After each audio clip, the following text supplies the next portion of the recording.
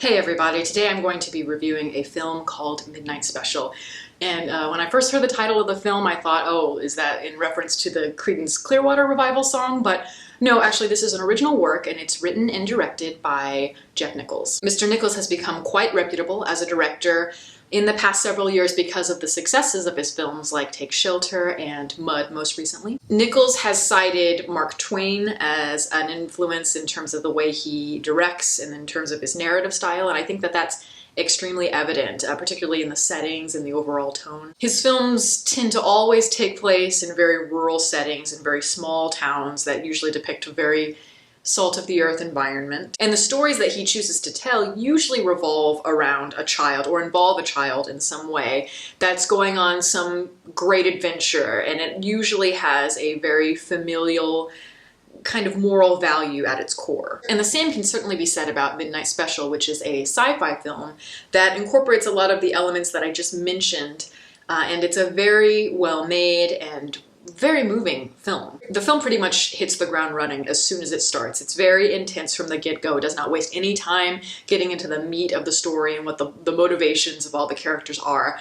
But it is disorienting for the viewer because you're not really sure who is who and what they're doing necessarily. But as the film goes on, everything becomes more in focus. The movie is about a boy named Alton Meyer, and he has these extraordinary powers that are of a very supernatural nature.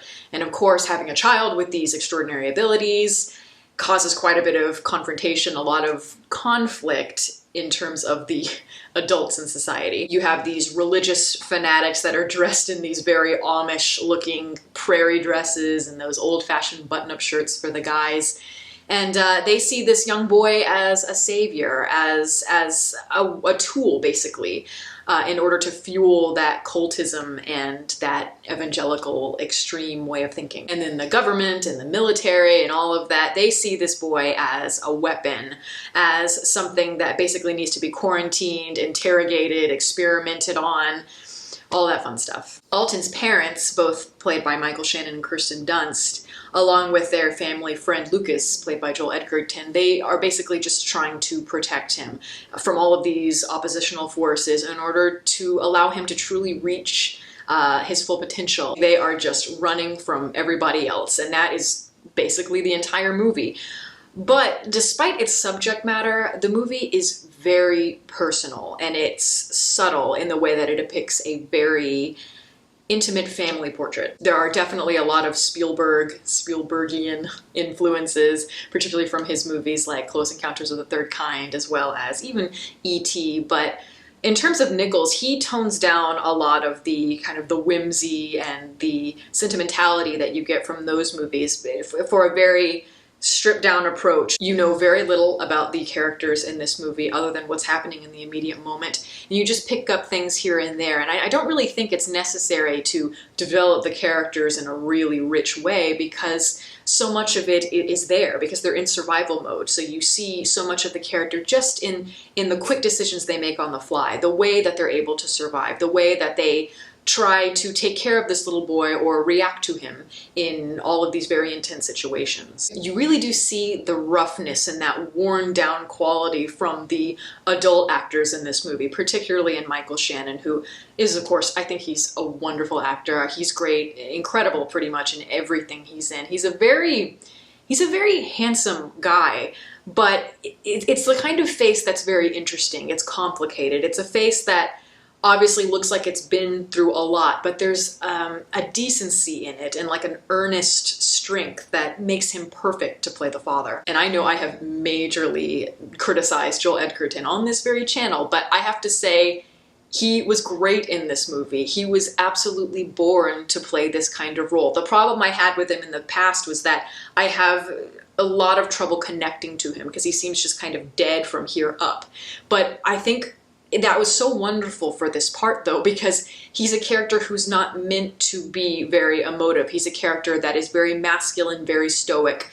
Really what's on his mind is how he can protect and how he can survive. He embodies that physicality and that presence with a realism and a subtlety that I found to be completely compelling. So I think that he has completely found his calling in a writer and a director like Jeff Nichols. The film does rely very heavily on the sense of survival, but also on this very paternal instinct, on a familial compass, if you will. That's the strength of the story, and that's what drives it forward.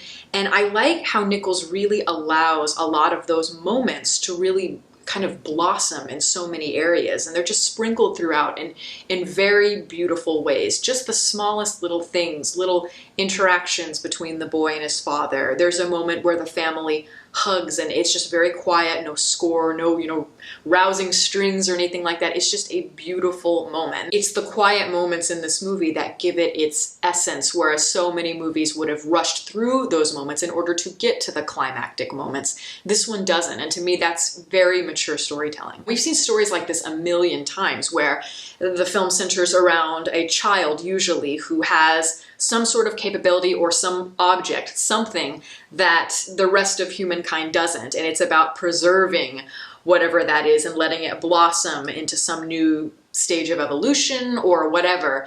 And I think that that is such a clear metaphor, particularly in this movie, for humankind's need to continue their legacy on. When you see what has become a major stereotype of children having some sort of special power, some sort of insight into a consciousness that the rest of us don't, I see that as a metaphor for innocence, for a way of seeing the world that is a very unbridled, free, imaginative look at things that only children can really understand before they are hardened by the difficulties, by the struggle of life as they get older. I mean, in this movie, the boy has like this very bright light that shines from his eyes. So literally, he is the shining light towards a better future. And now that I think about it, the CCR song that I mentioned at the beginning of this review does have a lot of similarities to the film of the same name, even though they may not be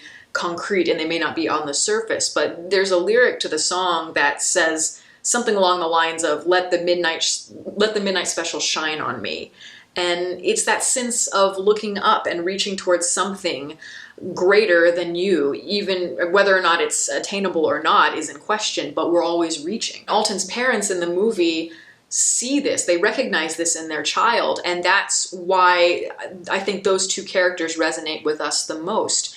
Because as adults, just when we see a baby or a little child, we immediately just go, oh, like our heart melts, because in a way we see kind of a version of ourselves as what we used to be before the world started to really burden us, before we understood pain and struggle. But there's also the idea that when we do look at a child, we are immediately confronted with the idea of our own mortality and that we will not last forever. And that's what I took away from this movie, because even in the midst of all of these societal pressures, these conflicts, all this chaos that's going on around these characters, there is still that need to carry on that legacy, that core moral truth that these characters, the parents, want to entrust in their child, basically. And they have this hope that there is something better for their child and for the next generation, maybe. And it's so beautifully conveyed in this movie. If I had any problems with the movie, it would be that I think that the third act, the final confrontation,